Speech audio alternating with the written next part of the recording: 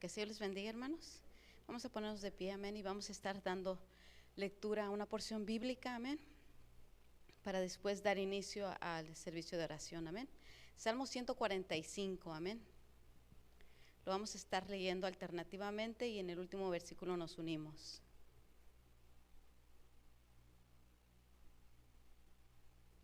Salmo 145, amén. Lo estaba leyendo y digo, solamente unos 10 versículos, pero en realidad todo el Salmo, amén, toda la Biblia es una bendición, amén, leerla.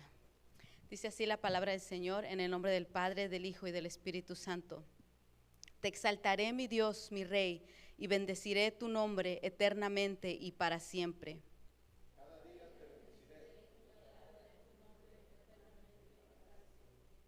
Grande es Jehová y digno de suprema alabanza, y su grandeza es inescrutable. Generación a generación celebrarán tus obras y anunciarán tus poderosos hechos. En la hermosura de la gloria de tu magnificencia y en tus hechos maravillosos meditaré. Del poder de tus hechos estupendos hablarán los hombres, y yo publicaré tu grandeza.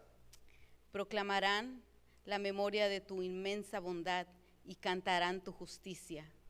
Clemente y misericordioso es Jehová, lento para la ira y grande en misericordia. Bueno es Jehová para con todos y sus misericordias sobre todas sus obras. Te alaben, oh Jehová, todas tus obras, y tus santos te bendigan. La gloria de tu reino digan y hablen de tu poder. Para hacer saber a los hijos de los hombres sus poderosos hechos, y la gloria de la magnificencia de su reino. Tu reino es reino de todos los siglos y tu señorío en todas las generaciones. Sostiene Jehová a todos los que caen, y levanta a todos los oprimidos. Los ojos de todos esperan en ti y tú les das su comida a su tiempo. Abres tu mano y colmas de bendición a todo ser viviente. Justo es Jehová en todos sus caminos y misericordioso en todas sus obras. Cercano está Jehová a todos los que le invocan, a todos los que le invocan de veras. Cumplirá el deseo de los que le temen, oirá asimismo el clamor de ellos y los salvará. Jehová guarda a todos los que le aman, mas destruirá a todos los impíos. Unidos, la alabanza de Jehová proclamará mi boca, y todos bendigan su santo nombre eternamente y para siempre. Aleluya. Vamos a estar orando, amén. Si usted quiere ahí en su lugar o quiere pasar aquí al frente, amén. Hemos estudiado la semana pasada de la oración y tengamos la certeza, amén, de que Él nos escucha, amén. Vamos a orar, amén. Gracias te damos, Señor Jesús, en esta hora. Porque tú eres grande, hermoso, maravilloso, Dios eterno. Porque siendo un Dios tan grande y maravilloso, inclinas tu oído, Señor, a nuestro clamor, a nuestra súplica. Y estás atento a nuestro clamor, Dios eterno. Venimos, Señor, primeramente poniéndonos a cuentas, Padre. Perdónanos, Padre. En muchas áreas de nuestra vida fallamos con nuestros pensamientos, con nuestros malos deseos, nuestras malas acciones. Señor, perdónanos. Necesitamos, Señor, y anhelamos cada día tu presencia. Porque cuando tú estás en medio de nosotros, cuando tú estás dentro de nosotros, cuando, Señor, nosotros nos acercamos ante tu presencia y queremos estar ahí, habitar contigo, Padre, todo lo demás cambia, Dios eterno. Oh, Dios eterno, gracias. Porque, Señor, hemos entendido que no es por nuestra justificación, porque seamos justos, Señor, o personas correctas, Padre, sino que es por tu misericordia, Señor, es que estamos de pie. Es por tu amor, Dios eterno, que estamos, Señor, en tu casa, Padre, porque tú nos amaste, Dios eterno. Tú nos amaste, nos escogiste, nos tomaste, Dios eterno, nos lavaste, Señor, nos diste nuevos vestidos, Padre, y ahora somos tus hijos, Padre, y ahora podemos comer, Señor, de la mesa, Dios eterno, del Padre, del Rey. Queremos decirte, Señor, en esta noche, Señor Jesús, queremos alabar y exaltar tu nombre, Señor, con unos cánticos, Señor, en agradecimiento, Dios eterno, Padre. Porque sabemos, Señor, que sin ti no somos nada. Sabemos, Dios eterno, que solamente en tu presencia, que fuera de ti no hay nada, bendito Dios. Queremos, Señor, disfrutar, Señor, este tiempo.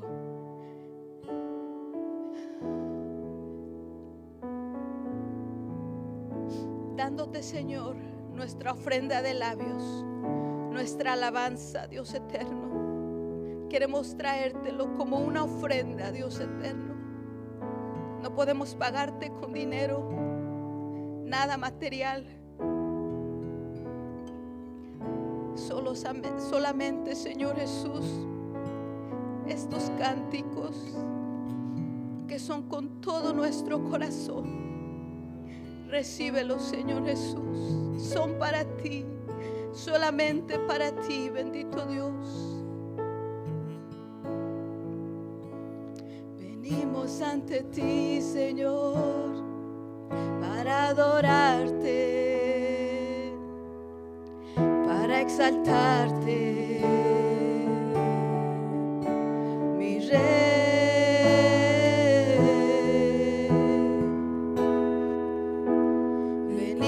Ante ti, Señor, a tributarte toda la gloria, mi Dios.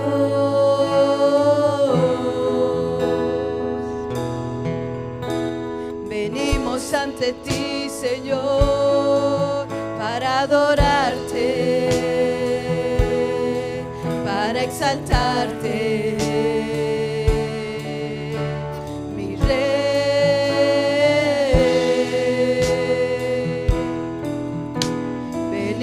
Ante ti, Señor, a tributarte toda la gloria, mi Dios.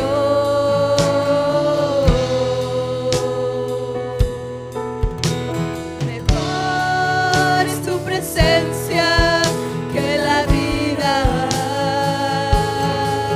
Es un deleite contemplar tu hermosura, está rodeado de tu santidad y amor. Tu presencia es lo mejor. Mejor es tu presencia que la vida. Es un deleite contemplar tu hermosura, está rodeado de tu santidad y amor. Tu presencia es lo mejor. Mejor es tu presencia que la vida. Es un deleite contemplar tu hermosura, está rodeado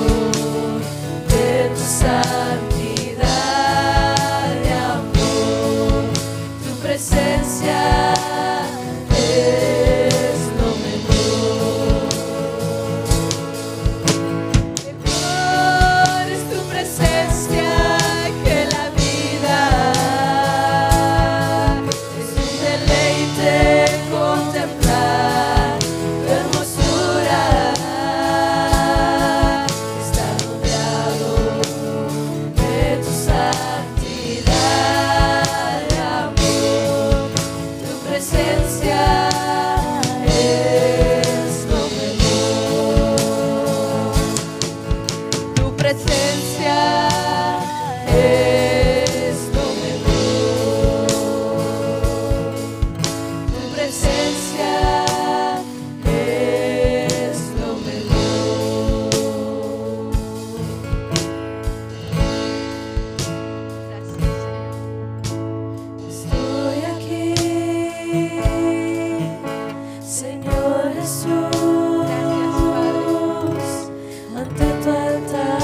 Aquí estamos, Señor Jesús. Mi Salvador, estoy aquí. Dígale al Señor, aquí estoy. Señor Jesús, Conoce mi mente, conoce mi corazón. mi Salvador, ¿A quién más iré? estoy aquí. Solamente a ti, Dios eterno. Ante tu altar, Solamente a ti, bendito mi Dios. Salvador, estoy aquí. Señor Jesús, ante tu altar, mi Salvador, estoy aquí. Señor Jesús, ante tu altar, mi Salvador. Extiende tu manto, dígale, extiende tu manto, extiende tu manto, sobre mi vida, sobre mi familia, sobre mis hijos. Extiende tu manto, Señor, extiéndelo. Extiende tu manto,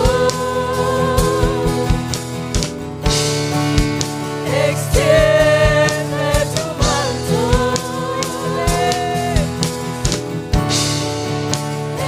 extiende tu manto, y ser limpio, y ser sano, seré ungido y renovado. Créalo, créalo. Cuando Él extiende su manto, somos limpios, somos sanos, somos ungidos con aceite fresco. seré limpio. Recíbalo, recíbalo. Reciba la sanidad en su cuerpo. Oh, seamos ungidos con aceite fresco. Seré limpio Y ser sano, seré ungido y renovado. seré limpio. Gracias, gracias. Creo en ti, Señor Jesús. Creo en ti, Padre. Extiende tu manto, extiende tu manto, extiende tu manto,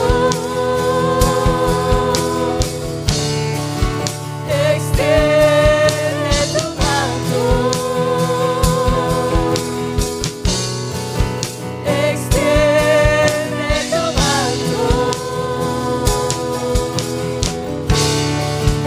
Extiende tu manto, extiende tu manto,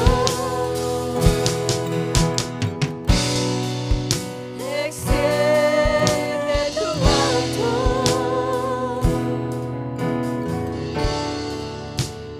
extiende tu manto sobre mí.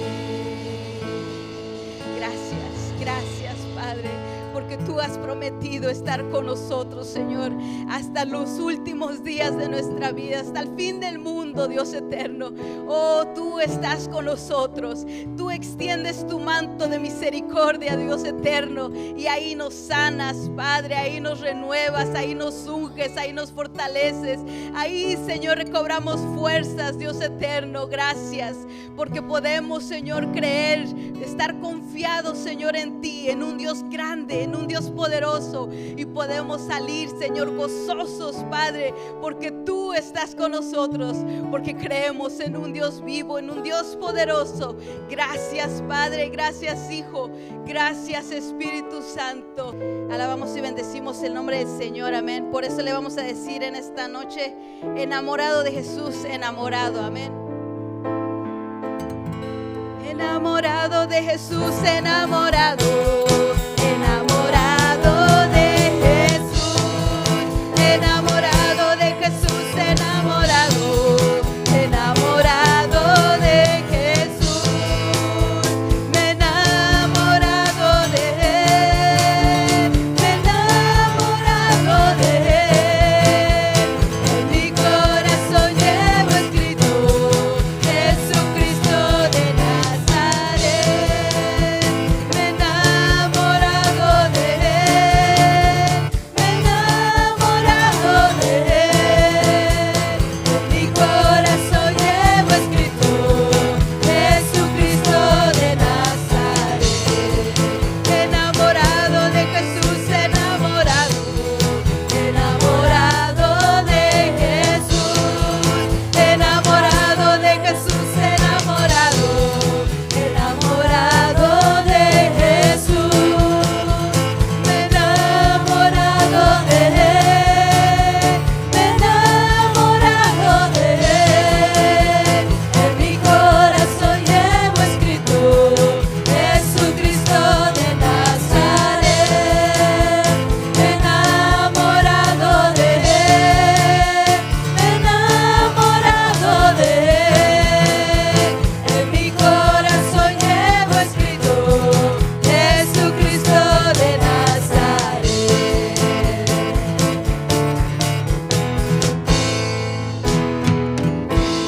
Amén, aleluya. Que el Señor les bendiga, amén. Dios les bendiga, hermanos, en esta noche. Estamos contentos de estar en la casa de nuestro Dios una vez más. Vamos a abrir nuestras Sagradas Escrituras y vamos a leer este versículo que es muy conocido por todos nosotros. Palabras de Jesús hacia Pedro. Vamos a ir al Evangelio de Mateo, capítulo 16, versículo 18, por favor. Evangelio de Mateo, capítulo 16, versículo número 18, por favor.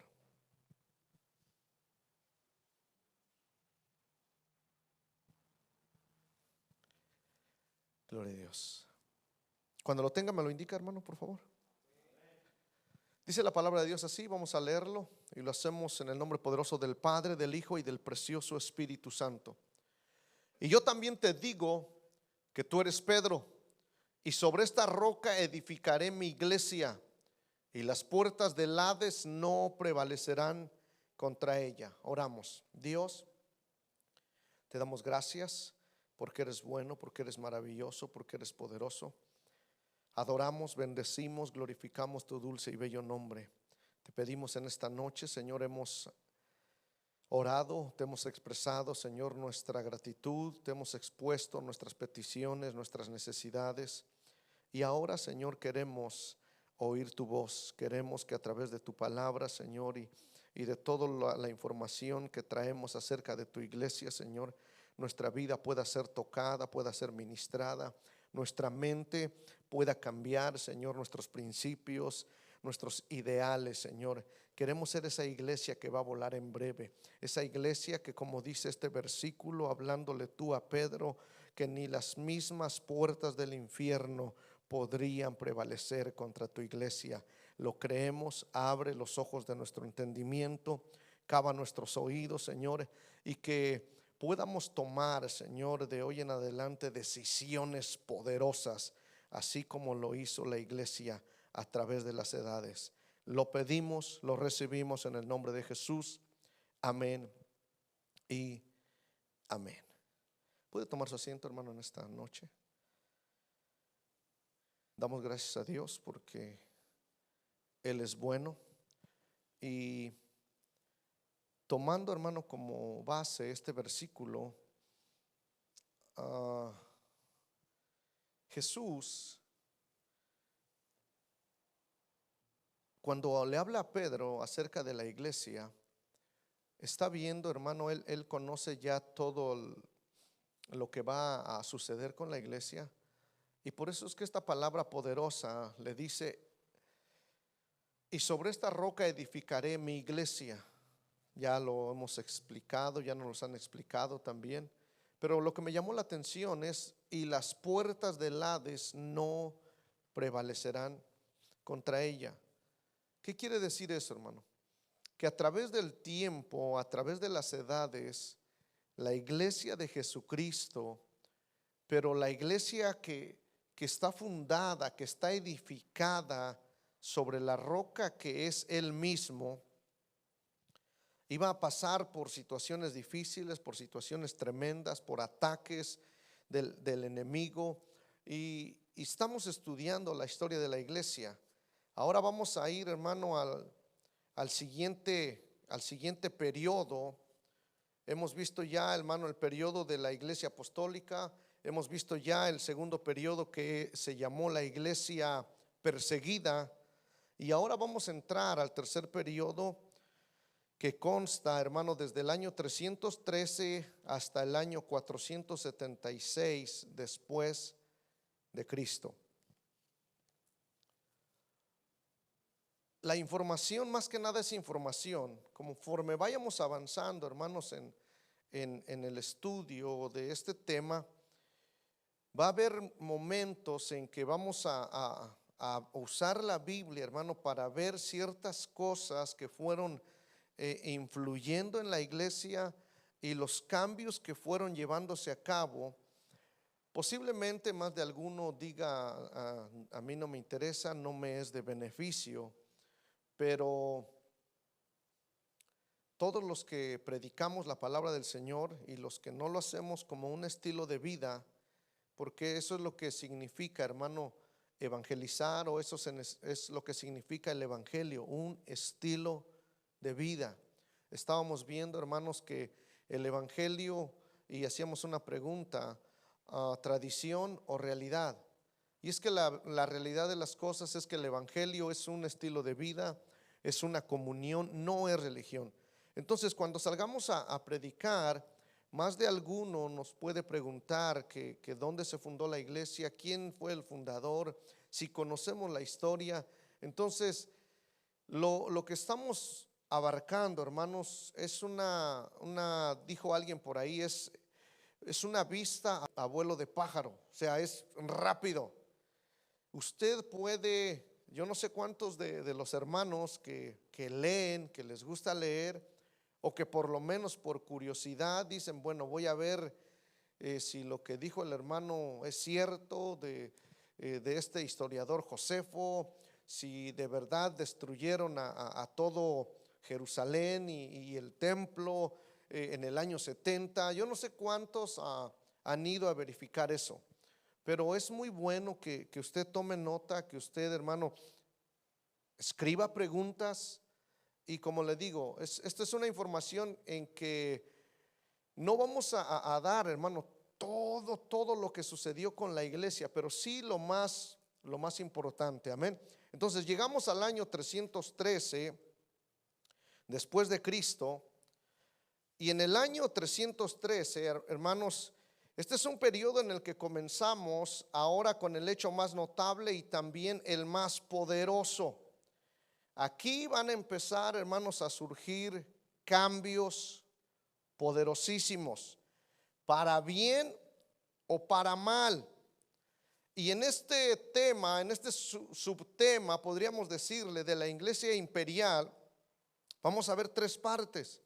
La primera parte, hermano, lo llamaríamos, o los estudiosos, los que investigaron la historia de la iglesia, le pusieron a esta primera parte la victoria del cristianismo.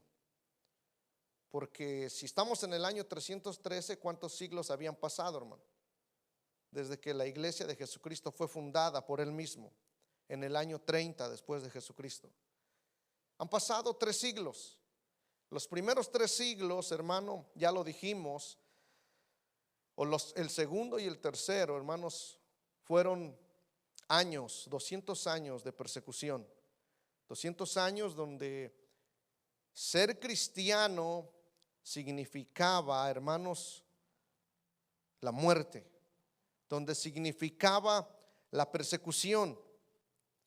Pero en el año 305, esto es información, en el año 305 después de Cristo, y usted va a decir ya estamos hasta el 313, solo que a veces son datos, hermano, que tenemos que dar. En el año 305 después de Cristo hubo un hombre llamado Diocleciano, que, hermano, subió al trono imperial. Imperial quiere decir del imperio, el imperio romano. La religión cristiana estaba terminantemente prohibida en el año 305 cuando surge el emperador Diocleciano. Estaba, hermano, prohibida el cristianismo. Su profesión, ya lo dijimos hace un momento, se castigaba, hermanos, con tortura y con muerte.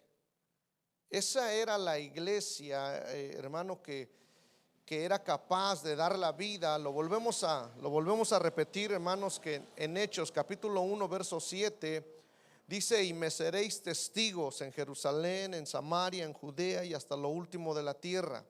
Y dijimos que la palabra que se traduce ahí como testigos, hermano, en su original griego quiere decir mártir, alguien que es capaz de dar su vida por el evangelio. Entonces, estos hombres y mujeres en el siglo segundo y tercero, hermano, se les castigaba y se les torturaba hasta la muerte. Y todo el poder del Estado se ejercía en contra de la misma. Cuando está Diocleciano hasta el año 213, hasta el año 313, hermano, el Estado y la iglesia están separados. Y vamos a ver más adelante en este proceso, por eso se le conoce o lo llaman como la victoria del cristianismo. ¿Qué sucedió? Bueno, en un instante los cristianos, hermanos, se pusieron del anfiteatro romano donde tenían que enfrentarse con los leones a ocupar un sitio de honor en el trono que regía al mundo. Y también la historia, los historiadores dicen, hermano, que poco después de que Diocleciano, hermano, subió al trono y el que le iba a reemplazar en el trono, dice la historia que habían 4 aspirantes a la corona imperial. Y estos 4 estaban en guerra, pero había dos candidatos que eran los más poderosos. Y la mayoría, si usted no, como cristiano, no conoce esto, no ha estudiado historia de la iglesia. Uno de los más poderosos era Constantino. Y ahorita vamos a entender algunas cosas. Pero de los 4, hermanos, 2 rivales más poderosos eran Maxencio y el otro era Constantino, cuyos ejércitos se enfrentaron en el puente Milvian sobre el Liber, a 16 kilómetros de Roma. Y esto sucedió en el año 312. Cuando sucede esta guerra, este enfrentamiento, creo que podemos entender que Constantino todavía no había llegado, hermano, a ser emperador. Él llega a ocupar, a ser, hermano, emperador absoluto alrededor del año 323. Pero aún con todo eso, hermano, después de que él triunfa, dice aquí que Maxencio representaba al elemento pagano perseguidor. Pero Constantino, algunos dicen, yo también no estoy de acuerdo, hermano, algunos dicen que Constantino era cristiano, pero yo estoy con los que dicen que no era, sino que simpatizaba, como que que le gustaba, hermano, el cristianismo. Aquí dice que Constantino era amistoso con los cristianos, aunque en ese tiempo no profesaba ser creyente.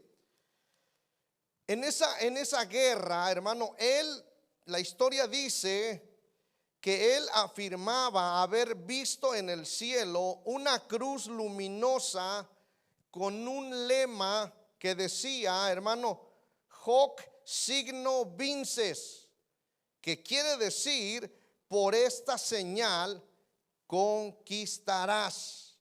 Y la señal era una cruz.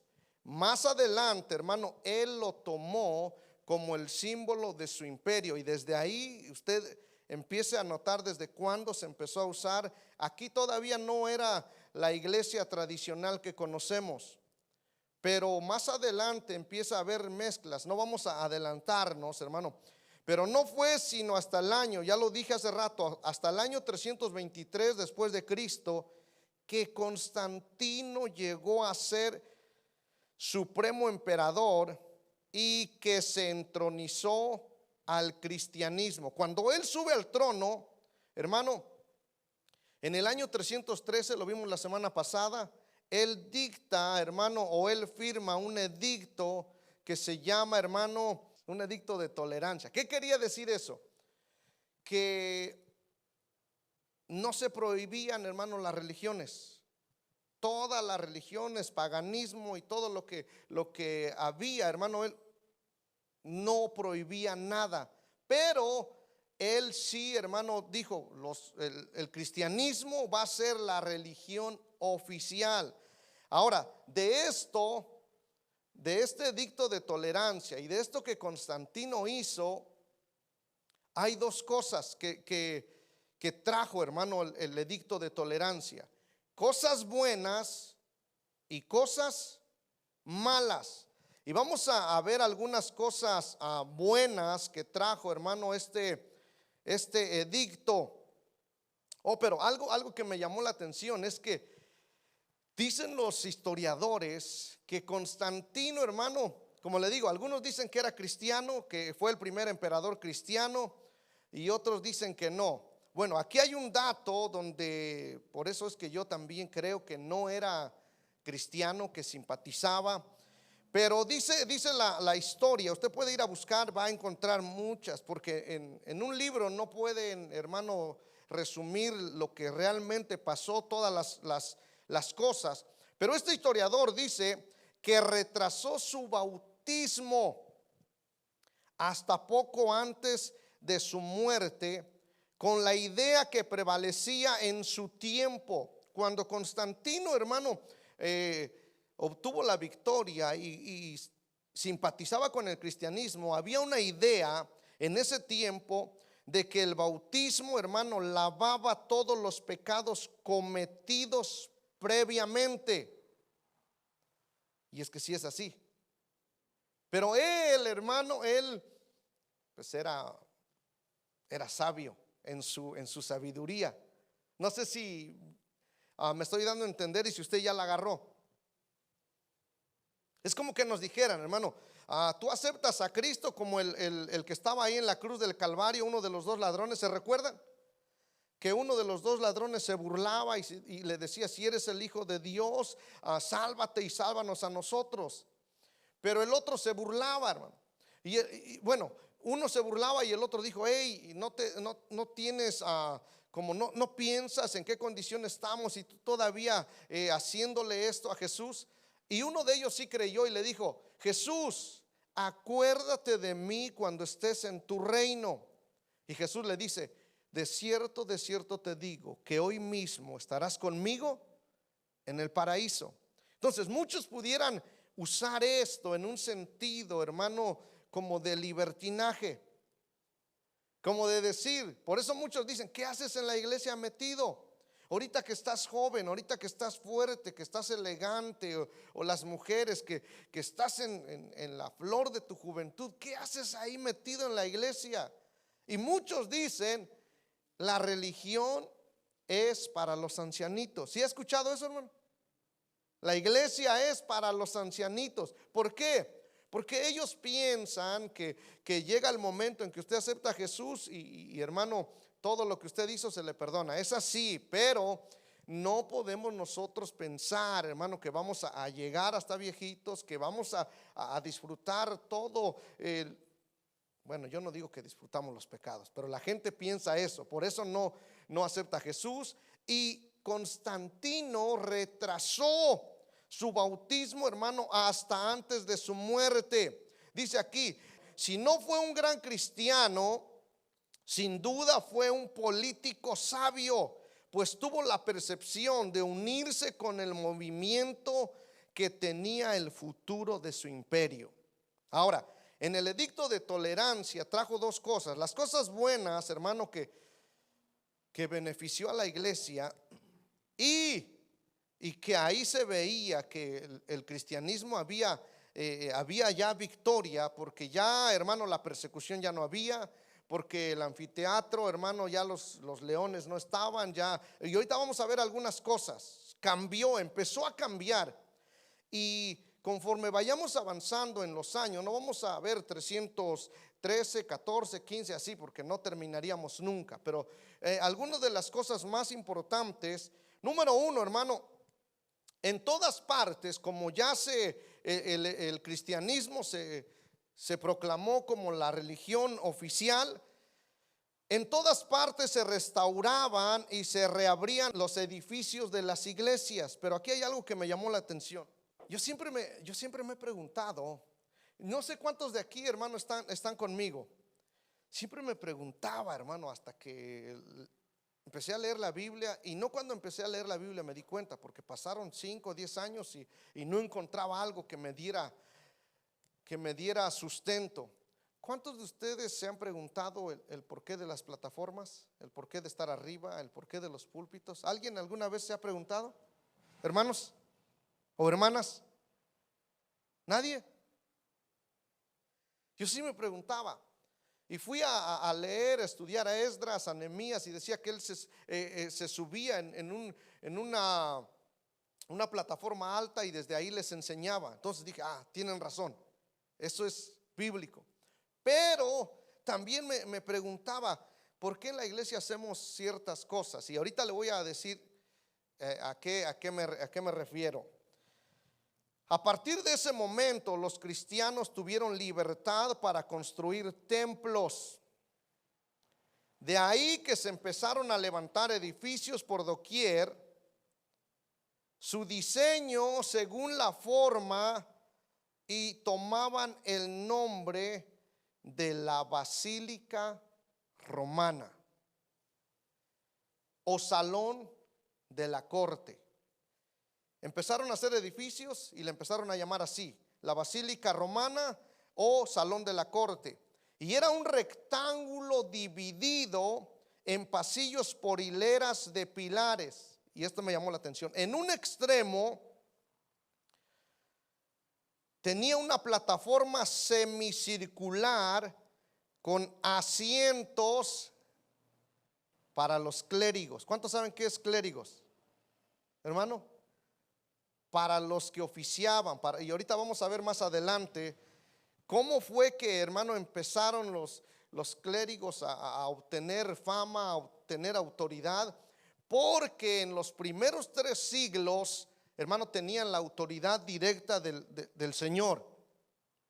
Y el hecho de que tuvieran autoridad, tenían que tener, como el apóstol Pablo, hermano, pruebas de su apostolado, pruebas de su trabajo, y tenían que, si era necesario, dar la vida. Entonces dice aquí, hermano, esto me pareció interesante, que había una plataforma semicircular con asientos para los clérigos. Yo siempre me preguntaba, y esto espero que no ofenda a nadie, pero a veces tenemos que preguntarnos, ¿por qué hay muchos hermanos aquí arriba?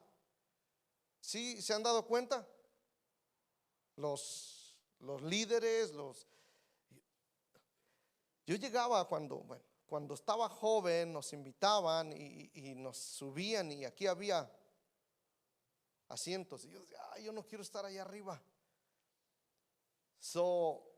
Algo me enseña esto, por ese tiempo, hermano, empezaron a hacer eso. Más adelante lo vamos a ir viendo. Todos estos son datos que a nosotros nos deben de servir.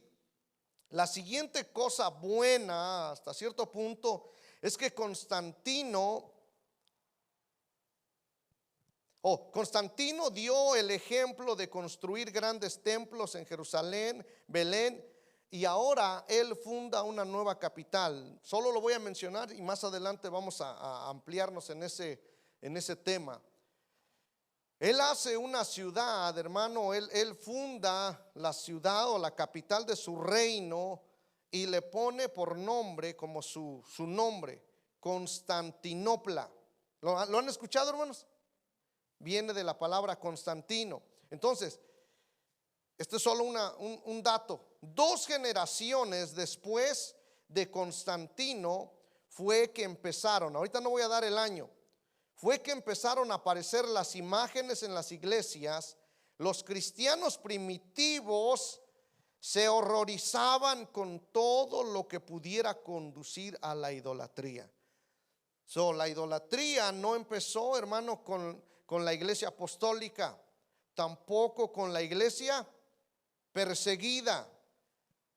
Siempre y cuando trabajara la iglesia y el Estado separados, no se podían meter, no podía haber esa autoridad total. Pero al terminar, hermano, esta victoria del cristianismo, vamos a ver cómo siguen trabajando el Estado y la iglesia. En muchos lugares, los templos, hermano, se consagraron como iglesias. Esto sucedía especialmente en las ciudades, mientras que en los remotos lugares rurales las creencias y la adoración pagana perduraban por generaciones. Y la palabra pagano, ¿cuántos han escuchado esa palabra, hermanos? La palabra pagano originalmente significaba morador del campo. O sea que a veces no sabemos ni lo que decimos, ¿verdad? Bueno, ese era el significado original. Pero después, sin embargo, hermano, la palabra, sin embargo, llegó a significar y aún significa un idólatra. La palabra pagano significa idólatra, uno que no conoce la verdadera adoración. De forma gradual, hermano, al principio, pero muy pronto en una forma general y más liberal.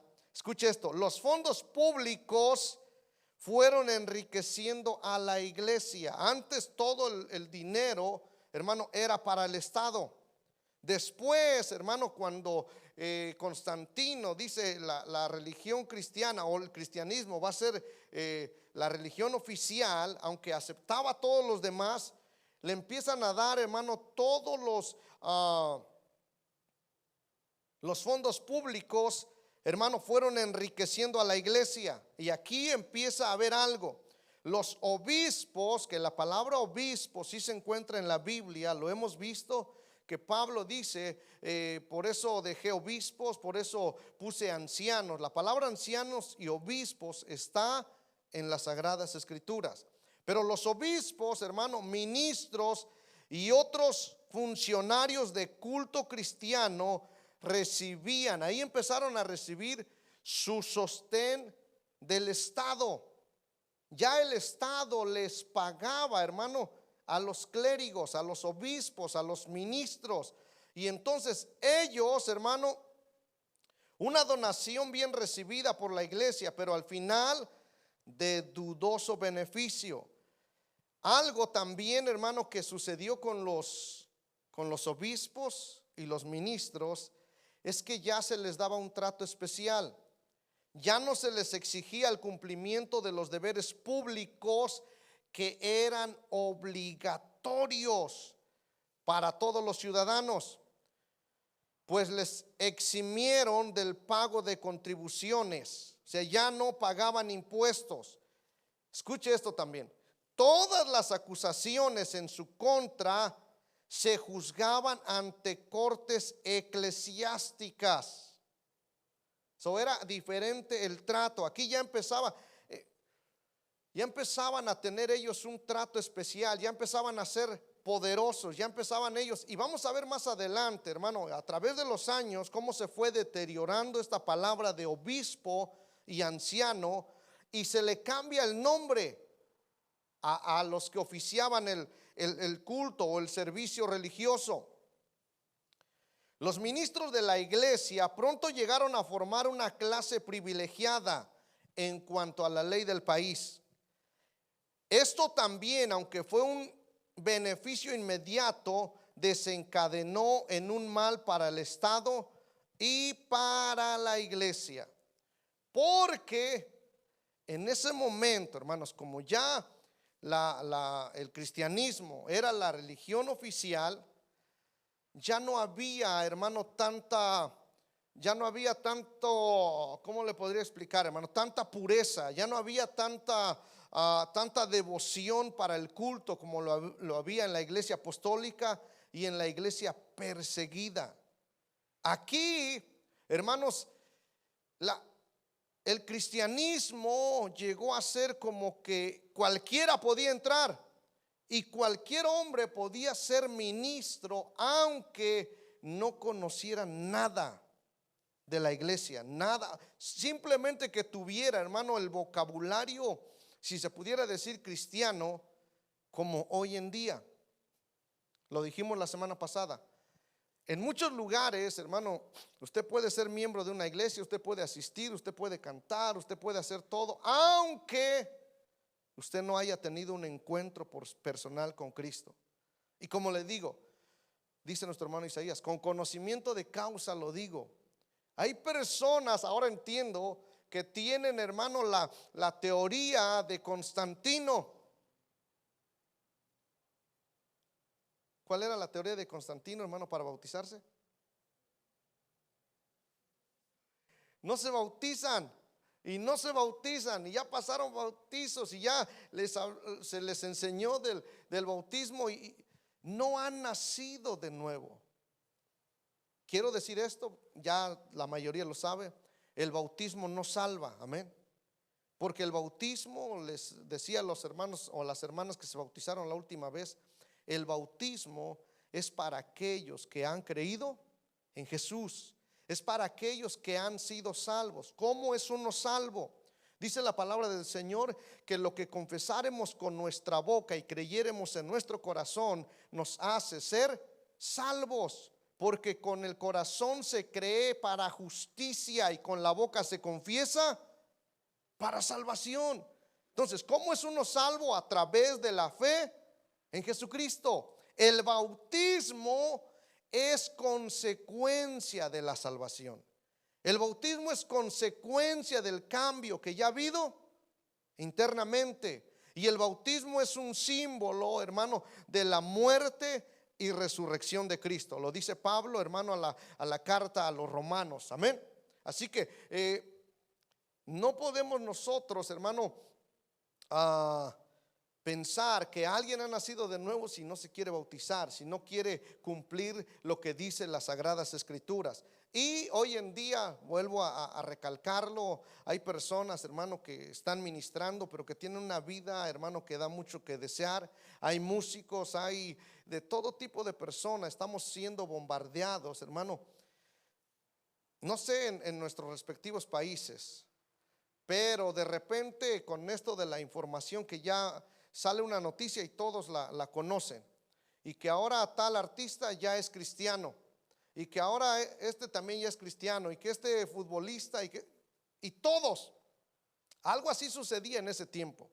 Era como una moda donde todos podían ser cristianos, y muchos, hermano, hombres egoístas, muchos hombres ávaros, hermanos, se metieron, hermano, a ser ministros, aunque no conocían nada de la palabra. Era tan tremendo lo que empezaba a suceder con la iglesia del Señor, hermano, que por eso es que debemos de conocer esto para ver si realmente estamos viviendo un evangelio, hermano, como Dios le agrada. La siguiente cosa buena que él hizo es que el primer día de la semana se proclamó como día de descanso y adoración. Entonces, antes del año 313 no se había oficializado el día domingo como día de descanso. Pablo dice que el primer día de la semana se reunían, pero no se descansaba. Dice que tomaban la cena del Señor, y cuando habla del primer día está hablando de domingo. Aquí, hermano, en ese tiempo se declara el primer día de la semana como día de descanso y de adoración. Su observancia pronto llegó a generalizarse en todo el imperio, más o menos por el año 321. Constantino prohibió que las cortes se abriesen los domingos, excepto, hermano, desde ahí empezó. Esto no es de ahora, esto trae muchos años, con excepción del propósito de liberar esclavos. También en ese día los soldados tenían la orden, hermano, de no hacer sus ejercicios. Como no he estado en un ejército, no sé qué les piden, o en ese tiempo, al parecer hasta los días domingos tenían que hacer su rutina. Sin embargo, escuche esto, los juegos públicos continuaron el domingo, con la tendencia de hacer ese día uno de fiesta en vez de algo santo. Ahí empezó a cambiar. Dijeron el Super Bowl todavía no existía. Super Bowl va a ser domingo. La final, bueno, no, me iba a decir luego los hermanos que conocen de eso. La final de la Champions, no, lo hacen sábado. Pero la mayoría, sí lo hacen sábado, ¿verdad? La final. Pero la mayoría domingo y domingo. Ellos quieren o querían en ese tiempo que fuera un día de fiesta, y ya empezaron a dejar el primer día de la semana como algo. Por eso es que algunos dicen el día domingo es un día santo, un día dedicado al Señor. ¿Cuántos creen eso, hermanos? Piénsalo bien antes de contestar. ¿Cuántos creen que el día domingo es un día santo y un día consagrado al Señor? Todos los días, solo que por causa del sistema que nos mueve, desde aquí empezó el día domingo, es que no trabajamos. Bueno, no trabajamos porque ahora ya no descansamos ningún día, a veces hasta sábado, domingo. Pero aquí empezó esto, empezaron a cambiar, y todo, hermano, cuando vayamos avanzando nos vamos a dar cuenta de cómo ellos empezaron a hacer ciertos cambios para más adelante ellos no notaran, las personas, el sistema,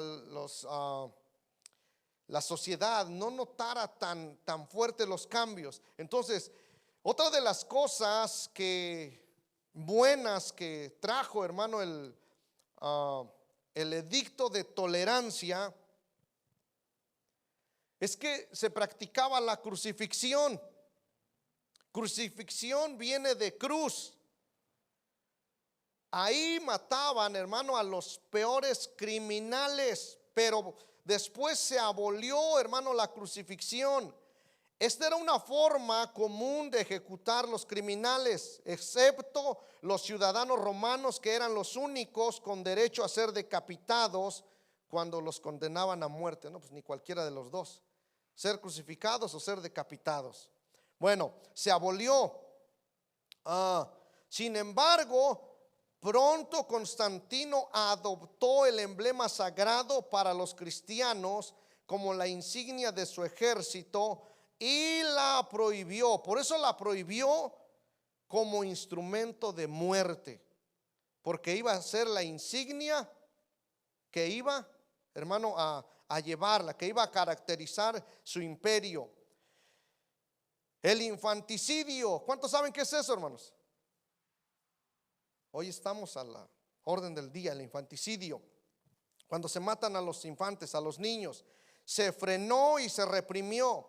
En toda la historia anterior de Roma y sus provincias, cualquier niño que su padre no deseaba se asfixiaba o se abandonaba a fin de que muriera, y más si era niña. Imagínense, hermano, las familias con puros hombres. Voy a decir algo.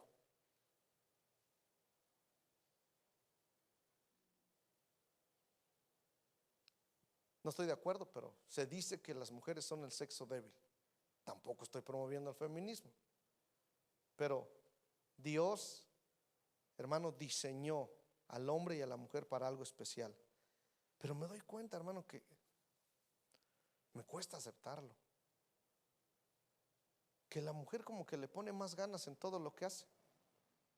Más trabajadora, más estudiosa. Nosotros los hombres como que el sexo fuerte, y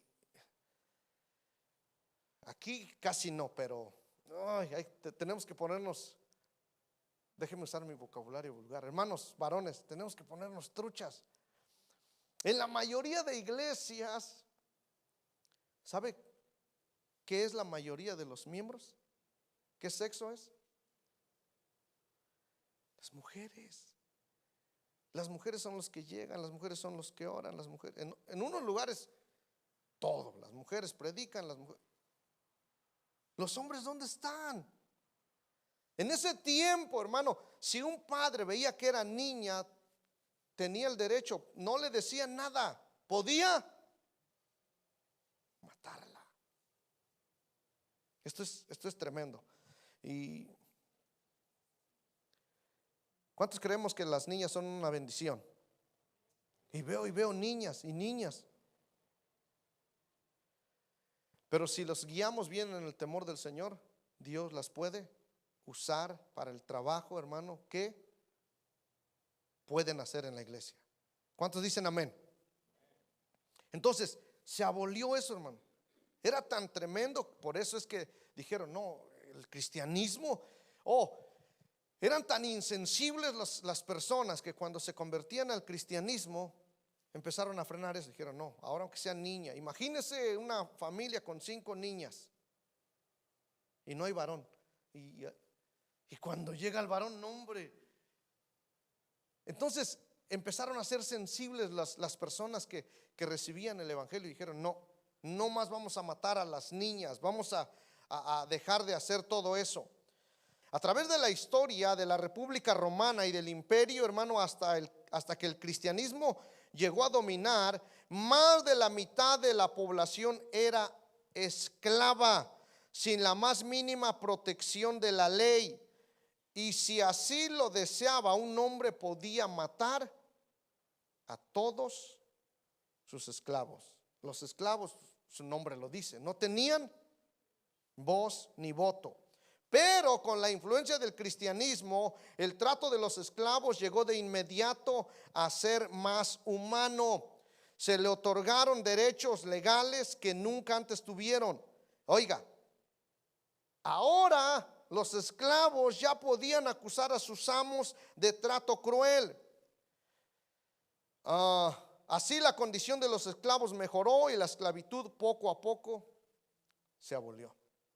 Mire lo que las cosas buenas que trae el cristianismo. Los juegos de los gladiadores se prohibieron. Esos que, hermanos, se masacran y que la gente se deleita en ver sangre. Voy a decir esto con mucho cuidado. Antes, cuando empezaba en la iglesia, decían, no, que va a pelear, bueno, voy a hablar de mi tiempo, que va a pelear Chávez contra Macho Camacho, y uno decía, no, vamos a ir a la iglesia y vamos a pagar. En ese tiempo había, creo que era HBO o Pay Per View, algo así, pago por evento, y sí, cooperacha, y no vamos. Imagínense, hermano. ¿Qué es lo que hacen ellos? Se golpean, se masacran. Ha llegado a pasar que les quiebran, hermano, la nariz. Y lo fatal, ha habido, yo voy a hablar de box, que era lo que conocía, porque hay otras disciplinas supuestamente que están para que la sociedad, hermanos, se alegre, se emocione. Entonces, ha llegado el tiempo, ha llegado el momento en que algunos boxeadores han caído muertos. Algunos, hermanos, quedan como vegetales, quedan arruinados, y los que siguen vivos, imagínense así estando en nuestros 5 sentidos, a veces cada cosa que hacemos, imagínense con tanto golpe. Entonces, esto se abolió. Aunque el resultado del triunfo del cristianismo fue muy bueno, inevitablemente aquí, hermano, la alianza del Estado y la iglesia, aquí empezaron, hermano, a aliarse. Aquí empezaron a juntarse. Antes de esto, antes de Constantino, antes de dictarse el edicto de tolerancia, la iglesia y el Estado estaban separados. Porque la iglesia no puede meterse, hermano, a arreglar asuntos políticos, ni el Estado puede meterse a arreglar, hermano, asuntos de la iglesia. Cada uno tiene que tener su lugar. Pero entonces, como aquí se juntaron, hermano, por este establecimiento, el cristianismo como religión del Estado llegó a ser, en lugar de una bendición, una maldición. Y lo vamos a ver más adelante. Por ese tiempo, ya lo dije hace rato, todos procuraban ser miembros de la iglesia y casi todos los recibían. Imagínense en Hechos 5, ¿cuántos se recuerdan? ¿Cuántos hemos leído la Biblia? En Hechos 5 hay una escena. No eran, hermano, Ananías y Zafira eran discípulos, pertenecían a la iglesia.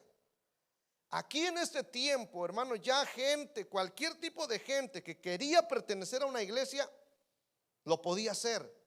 Pero en la iglesia apostólica, Ananías y Zafira, hermano, ofrecen una propiedad. Bueno, lo vendieron y sustraen.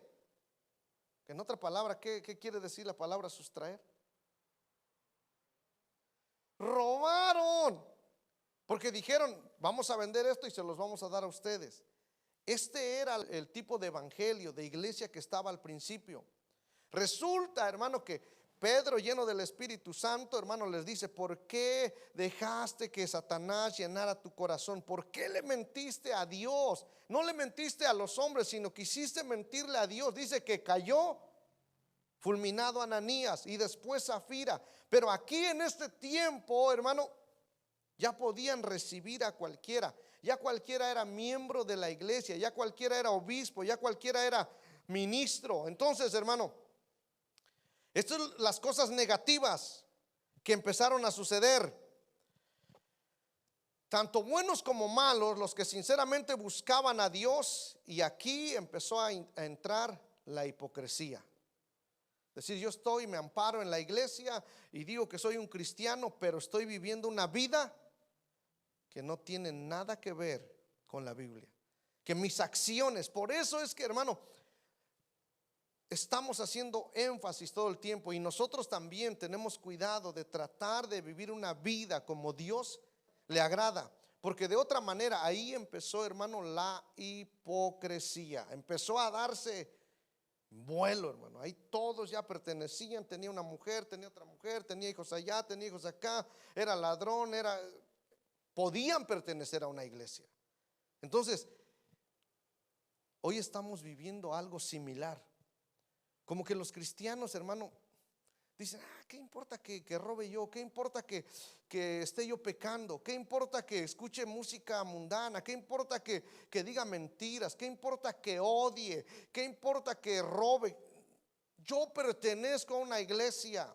Por eso es que aquí no es que no creamos en eso. No damos, hermano, todavía credenciales de ser miembros, porque hay quienes hasta, mire, hermano, y pertenezco a esta iglesia, y su vida da mucho que desear. Entonces hoy en algunas iglesias, hermano, reciben a todos, no importa cómo viva, no importa cómo hable, no importa la familia, tremendo. Ahí empezó toda esa aceptación. Los servicios de adoración, hermano, aumentaron en esplendor. Aquí empieza, aquí no es que empieza todo, hermano, lo de cómo se empezaron a vestir los obispos como hoy en día están, o los, como se les llama en la iglesia tradicional.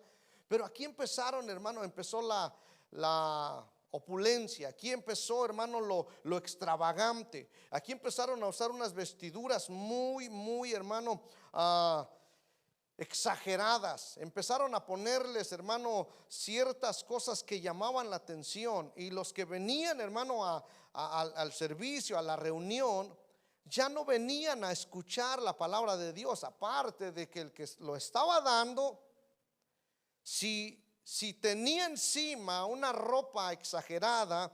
Yo no sé cuántos han leído.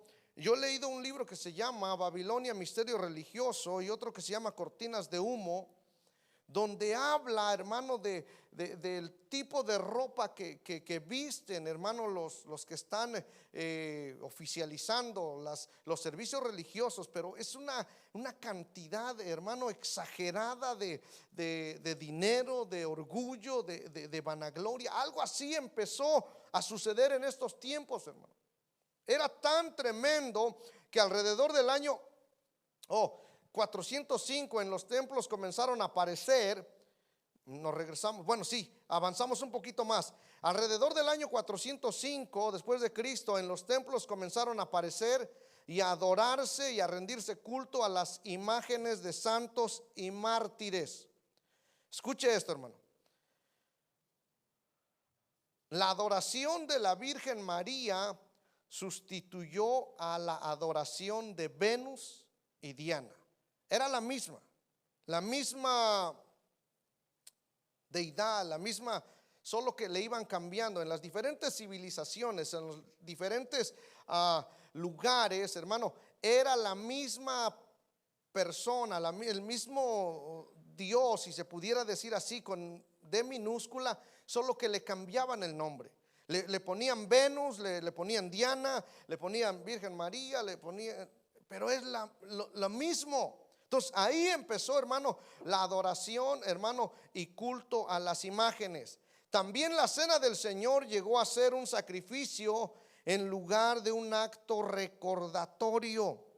Llegó a ser un sacrificio en que empezaron a decir, como hoy se dice, este es el cuerpo de Cristo. El pan se convierte en el cuerpo y el vino en la sangre de Jesucristo. ¿Cómo se llama eso, hermano? Lo dije el otro día.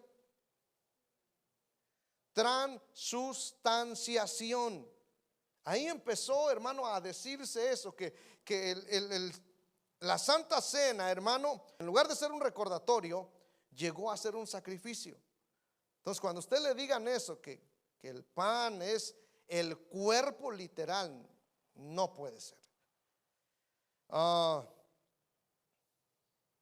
Y aquí al anciano evolucionó de predicador a sacerdote.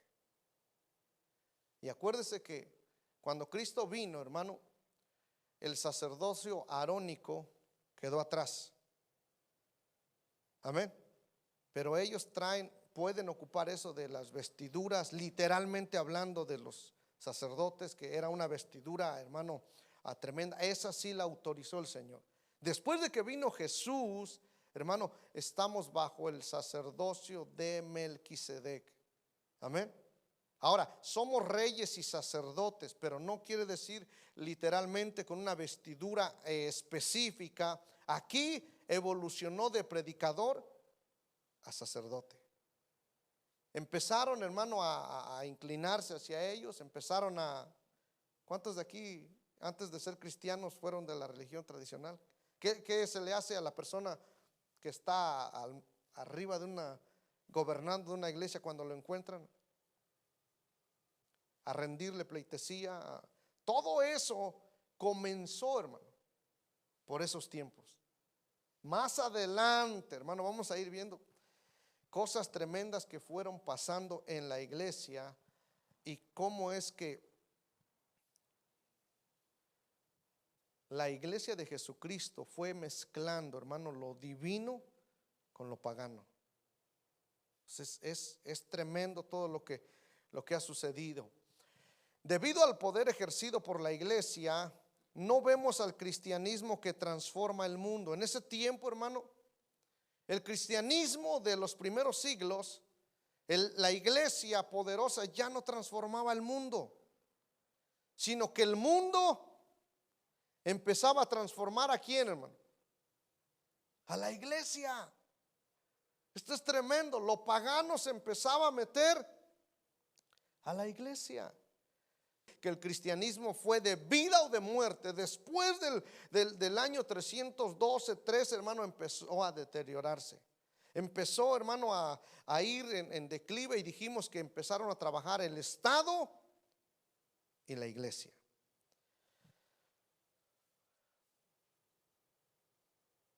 Debido al poder ejercido por la iglesia, aquí lo vuelvo a repetir, no vemos al cristianismo que transforma al mundo, sino vemos a un mundo con su ideal que está transformando a la iglesia.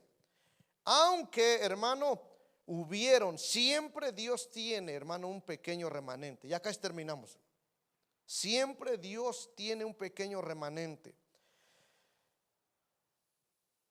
A la humildad, hermano, y la santidad de la época primitiva le sucedieron la ambición, el orgullo y la arrogancia.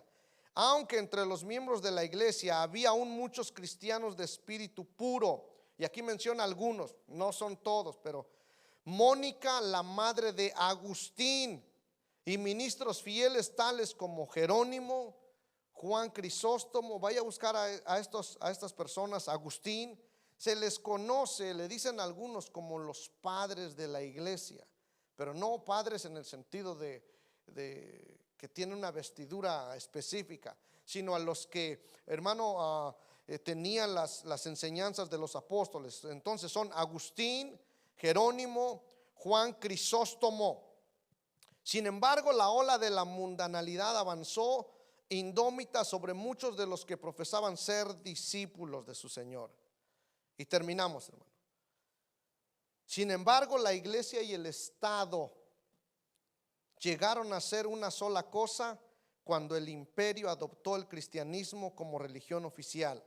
De esa unión forzada surgieron dos males: una de las provincias orientales y otro en las occidentales.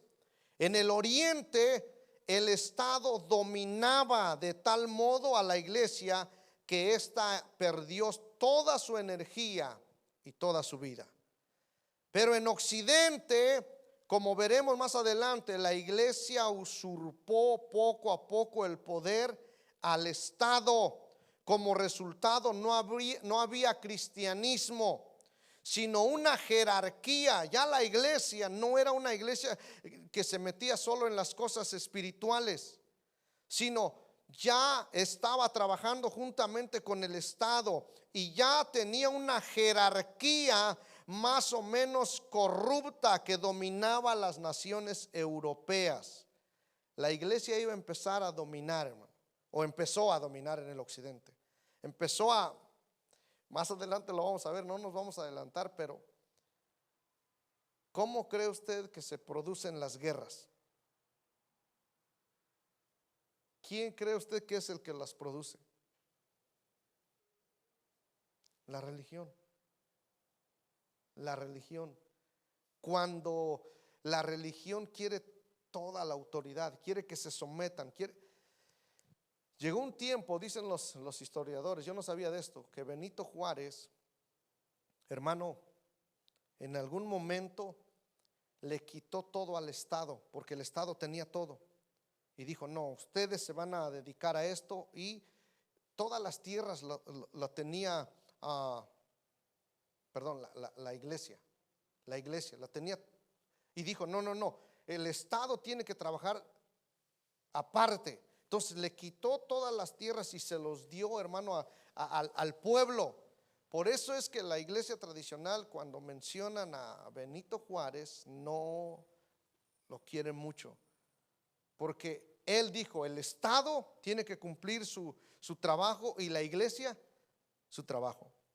Pero en Occidente, dijimos, sí, en Occidente, hermano, se convirtió, hermano, en una jerarquía más o menos corrupta que dominaba a las naciones europeas y que convirtieron fundamentalmente, esto lo había leído también en esos libros que le mencioné. ¿Cuántos se recuerdan los libros que le dije?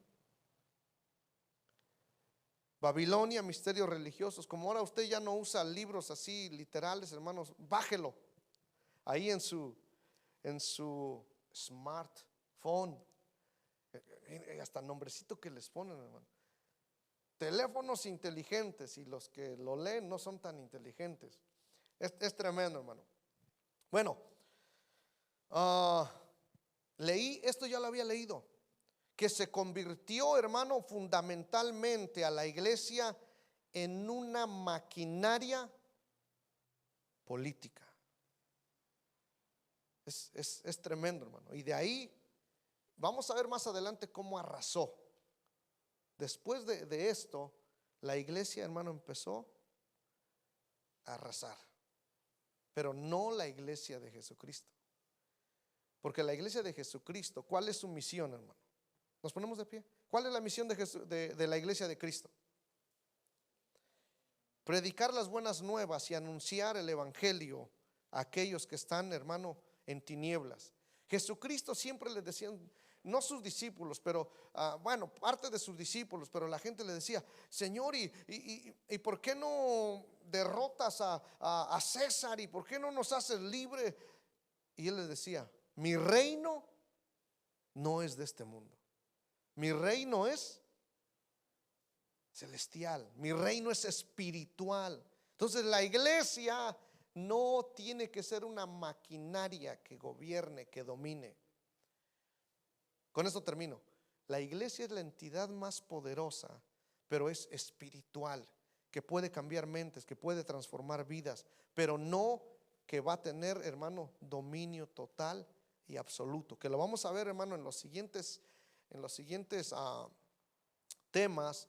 Y esto está larguísimo. No damos toda la información. Existen, ya lo he dicho, hermano, varios tomos, volúmenes de libros de historia de la iglesia. Empápese con algo de eso, hermano. ¿Por qué? Porque el evangelio que estamos viviendo, una vez más, hermano, ni siquiera, hermano, se aproxima al del segundo y el tercer siglo, que eran perseguidos, que eran azotados, que eran encarcelados. Es tremendo, hermano. Padre, te damos gracias, te bendecimos en esta noche. Venimos delante de tu presencia, Señor.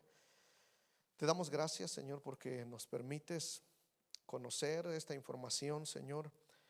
Y todo lo que tú dijiste acerca de la iglesia, que ni las mismas puertas del Hades podrían prevalecer contra tu iglesia, es porque tu iglesia iba a ser probada, tu iglesia iba a ser atacada, Señor. Y tu iglesia, Señor amado, la iglesia por la que tú vienes, Señor, han pasado más de 20 siglos, Señor, y la iglesia permanece. Y la iglesia tuya, Señor, que se rige por tus ideales, por tus principios, por tus mandamientos. Perdónanos, Señor, porque hemos ignorado tantas y tantas verdades de nuestras raíces, Señor, de lo que hicieron hombres y mujeres, Señor, que entregaron su vida a ti. Y que muchos, Señor, en el transcurso de las edades, Señor, fueron distorsionando todas estas verdades poderosas. Te pedimos que nos des la gracia, la sabiduría, el poder para decidir, Señor, qué clase de iglesia, qué clase de discípulos queremos ser para ti. Pedimos, Señor, que también produzcas en cada uno de mis hermanos, de mis hermanas, el interés, Señor, la motivación de investigar, de leer, Señor, todo lo que ha sucedido, Señor, con tu iglesia a través de todos estos más de 2000 años, Señor, más de 2022 años para ser exacto, Señor. Pero aún tu iglesia, Señor, permanece firme, esperándote para cuando tú vengas. Pero mientras tanto, Señor, danos ese poder, danos esa fuerza, danos esa unción. La necesitamos, Señor. Vamos a salir de este lugar. Ve con nosotros, guárdanos, ayúdanos, auxílianos, Señor. Danos más de ti. Permite, Señor, que el resto de la semana sea una semana de bendición, sea una semana de victoria. Líbranos de todo mal. líbranos de todo pecado, líbranos de toda tentación, para que no nos dañe. Dios, bendice y guarda este pueblo. Dios, haz resplandecer tu rostro sobre nosotros y ten de nosotros misericordia. Dios, alza sobre nosotros tu rostro y pon sobre tu iglesia paz. Lo pedimos y lo recibimos en el nombre poderoso de Jesús. Amén y amén.